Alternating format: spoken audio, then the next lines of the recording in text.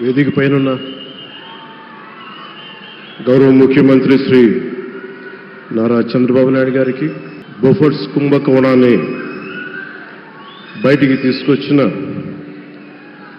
Hindu managing director, ఒకప్పుడు ఎడిటర్గా పనిచేసిన శ్రీ ఎన్ రామ్ గారికి, రాజస్థాన్ పత్రిక చీఫ్ ఎడిటర్ ఓనర్ అయిన శ్రీ గులాబ్ కొఠారి గారికి, చిత్ర పరిశ్రమ అతిరథ మహారథులందరికీ, శ్రీ రామాచార్య గారి కుటుంబ సభ్యులు, వారి అబ్బాయి శ్రీ సుమన్ గారికి, శ్రీమతి శైలజా కిరణ్ గారికి, శ్రీమతి విజయేశ్వర గారికి, రామాచార్య గారి మనవలకి మనమనాలకి ప్రత్యేకించిన హృదయపూర్వక నమస్కారాలు. ముఖ్యంగా ఆయనతో పాటు వెన్నంటే ఉన్న ఆయన ఈనాడు పత్రికా కుటుంబానికి, జర్నలిస్ట్ కుటుంబానికి, వారందరికీ కూడా నా ప్రత్యేక హృదయపూర్వక నమస్కారం. రామోజీరావు గారి గురించి అందరూ చెప్పిన దానికంటే కూడా నాకు నా పర్స్పెక్టివ్లో, నా అనుభవంలో నేను చూసిన రామాచార్య గారిని మీ కొద్ది సంఘటనలు పంచుకుంటాను.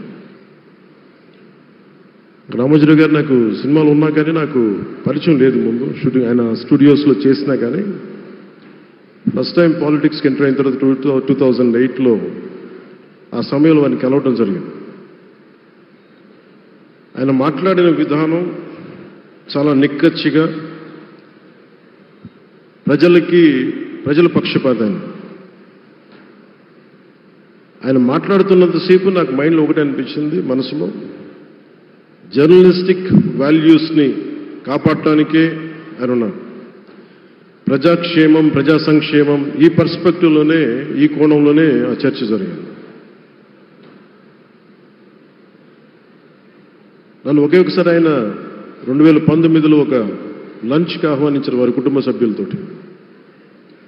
ఆ రోజు ఆయన మాట్లాడింది దేశ పరిస్థితులు, ముఖ్యంగా పత్రికా స్వేచ్ఛ గురించి, పత్రికా రంగం ఎంత కీలకమైంది. ఆయన ఎప్పుడూ కాంప్రమైజ్ అవ్వలేదు. ఒక విషయం చెప్పాలి అంటే అది తనకి తెలిసిన వారు అవ్వచ్చు, తన సన్నిహితులు అవ్వచ్చు, స్నేహితులు అవ్వచ్చు, కుటుంబ సభ్యులు అవ్వచ్చు, జనం కోసం వచ్చేటప్పటికి నిష్పక్షపాతంగా చాలా నిర్దాక్షిణ్యంగా ఉంటుంది ఆయన ఆలోచన పరిధి. అదే ఆయన ఈనాడు పేపర్లో రిఫ్లెక్ట్ అవుతుంది. నేను చాలాసార్లు అనుకునేవాడిని, ఒక వ్యక్తికి ఇంత, ఆయన ఆ రోజు లంచ్ తర్వాత కూర్చున్నప్పుడు ఆయన మాట్లాడుతుంటే ఆయన వేదనని నేను చూశాను. ఆయన నలిగిపోతున్నారు. నిజంగా పత్రికా స్వేచ్ఛ ఎంత అవసరం దేశానికి, ప్రజాస్వామ్యానికి ఎంత కీలకమైంది, అది ఆయన చెప్తుంటే ఆయన ఆవేదన నాకు అర్థమైంది.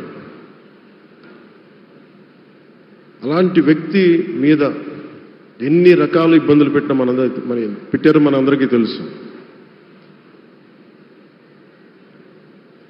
ఒక పేపర్ ఒకటే నడపటం చాలా కష్టసాధ్యమైంది.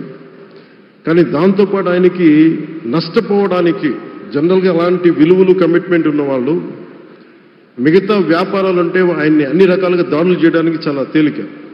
అలాంటి దాడుల్ని తట్టుకుంటూ యాజ్ ఎ జర్నలిస్ట్ ఆయన అన్కాంప్రమైజింగ్ యాటిట్యూడ్, అన్కాంప్రమైజింగ్ వాలర్, అవన్నీ ఆయన్ని నాకు చూస్తే చాలా చాలా ఆనందం వేస్తుంది. ఆయన ఒకటే చెప్పారు నాకు, your upcoming political leader, I wish you all the best. నీ జీవితంలో నువ్వు కాంప్రమైజ్ అవ్వకు, what ever you believe in, నువ్వు ఏదైతే నమ్ముతావో దాన్ని త్రికరణ శుద్ధిగా చేయని చెప్పి ఆయన చెప్పింది నేను ఈ రోజుకి మర్చిపోలేను. అలాంటి మహానుభావుడు సంస్మరణ సభకి నేను ఈరోజు ఇక్కడికి రావటం, ఆంధ్రప్రదేశ్ ప్రభుత్వం భాగంగా నాకు నిజంగా చాలా ఆనందంగా ఉంది. రైట్ టు ఇన్ఫర్మేషన్ యాక్ట్ దారిలో చూస్తూ ఉంటే ఇందాక ఎగ్జిబిషన్లో 2008 రైట్ టు ఇన్ఫర్మేషన్ యాక్ట్లో ప్రజలకు ప్రతిదీ తెలియాలి, ప్రభుత్వంలో ఏం జరుగుతుంది, ప్రభుత్వం ఏం తీరుతలు ఎలా ఉంది అని.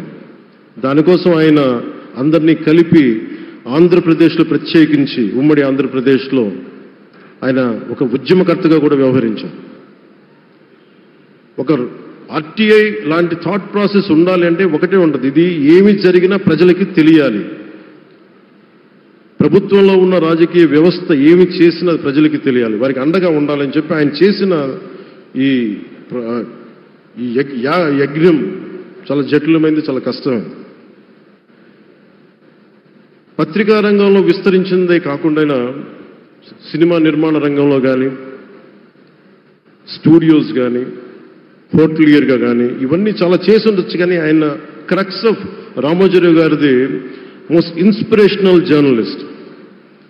ఇందాక కొల్లూరు పార్థసారథి గారు చెప్పిన, ఇందాక అమరావతి నుంచి నాయ ఎమ్మెల్యే గారు మాట్లాడినా కానీ, పార్థసారథి గారు చెప్పినా కానీ ఆయనకి ఖచ్చితంగా ఒక విగ్రహం పెట్టాలని. ఎందుకంటే జర్నలిస్ట్ విలువల్ని కాపాడి ఆయన ఎందుకు ఇన్స్పిరేషన్ అంటే ఎన్ని కష్ట నష్టాలు వచ్చినా, ఒక జర్నలిస్ట్గా ఉండటం వేరు, ఒక పత్రికాధిపతిగా ఉండి అన్ని ఒడిదుడుకులు ఎదుర్కొని ఆయన కుటుంబాన్నంతా బెదిరించినా కానీ, ఏమి చేసినా కానీ జనరల్గా కుటుంబ సభ్యులు కష్టం వస్తే నలిగిపోతాం.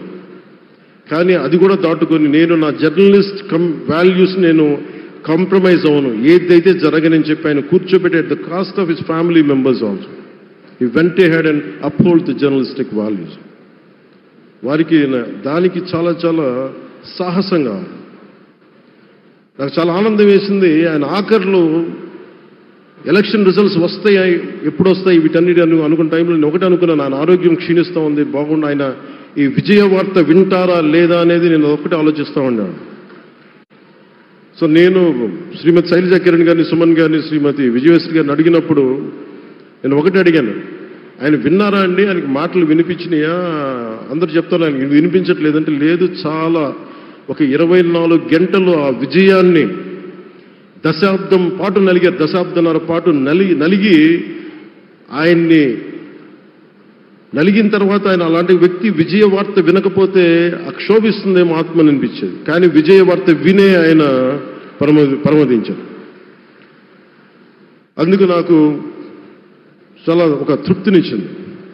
అలాంటి మహానుభావులకి నా నివాళులు అర్పిస్తూ ఆయన నుంచి ఎవరైనా నేర్చుకోవాల్సింది, ప్రజాస్వామ్యాన్ని పరిరక్షించడానికి ఎవరి స్థాయిల్లో, ఒక పత్రికాధిపతిగా కావచ్చు, ఎవరు ఏ స్థాయిలో ఉన్నా దాన్ని మనం కాపాడాల్సిన అవసరం ఉంది.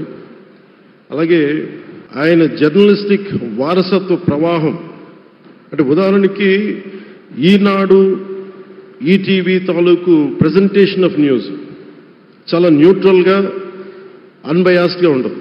ఏదైనా విషయం చెప్పేటప్పుడు నా గురించి ఎంత రాస్తారో, నన్ను తిట్టాలనుకున్నప్పుడు అంతే తిడతారు. అంటే నువ్వు చేసే పనిని బట్టే గుర్తిస్తారు తప్ప నాకు తెలుసు కదా అని చెప్పి మళ్ళీ దానికి ఫేవరెటిజం ఉండదు. అది తెలుగుదేశం పార్టీ కావచ్చు, ఇంకొక పార్టీ కావచ్చు, కాంగ్రెస్ కూడా కావచ్చు. కాంగ్రెస్ చేస్తే కాంగ్రెస్ని ఆయన్ని పైకెత్తిన సందర్భాలు ఉన్నాయి. అలాగే ఏ పార్టీ తప్పులు చేసి నచ్చని ప్రజలకి ఇబ్బందికరమైన సంఘటనలు జరిగినప్పుడు ఏం మాత్రం వెనకాడకుండా ఫ్రంట్ పేజీలు వేసేవాడు. ఫ్రంట్ పేజీలో మరీ చాలా బలంగా చేసేవాడు.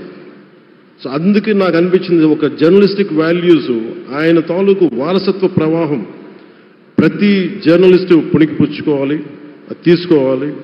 ఒక నది ఒక ప్రవాహం వెళ్తున్నప్పుడు మన స్థాయి, అది నువ్వు ఒక చిన్న బకెట్తో తీసుకుంటావు, చెంబుతో తీసుకుంటావు, ప్రవాహంలో నీళ్లు అన్నట్టుగా రామోజీరావు గారి జర్నలిస్టిక్ వారసత్వ ప్రవాహాన్ని మనం ఎంత తీసుకుంటాం అనేది మన స్థాయిని బట్టి ఉంటుంది. అది ఒక మోటార్ వేసి ఒక ట్యూబ్ మనకి పైప్లో తోడుకునేలాగా ఉండొచ్చు, లేదంటే నా స్థాయి ఇంతే అంటే కూర్చోబెట్టి ఒక చెంబుతో తోడుకోవచ్చు. అలాంటి అపరిమితమైన ప్రవాహం, ఆగని ప్రవాహం, ఉధృతమైన రామోజీరావు గారి జర్నలిస్ట్ వారసత్వ ప్రవాహం ఈ రాష్ట్ర ప్రజలందరూ కూడా, తెలుగు ప్రజలందరూ కూడా దాని నుంచి మనకి ఒక స్ఫూర్తిని తీసుకోవాలని మనస్ఫూర్తిగా కోరుకుంటూ, నాకు అవకాశాన్ని ఇచ్చిన నా సహచర మంత్రివర్యులందరికీ, ఇక్కడికి వచ్చిన ప్రత్యేక ఆహ్వానితులుగా వచ్చిన జర్నలిస్ట్ పెద్దలందరికీ, పత్రికా ప్రతినిధులందరికీ, ఇక్కడికి వచ్చిన అతిథులందరికీ, విశిష్ట అతిథులందరికీ ప్రత్యేకమైన ధన్యవాదాలు తెలియజేసుకుంటూ, కృతజ్ఞతలు తెలియజేసుకుంటూ సెలవు తీసుకున్నాను. జై Hind. Thank you honourable deputy chief minister గారు.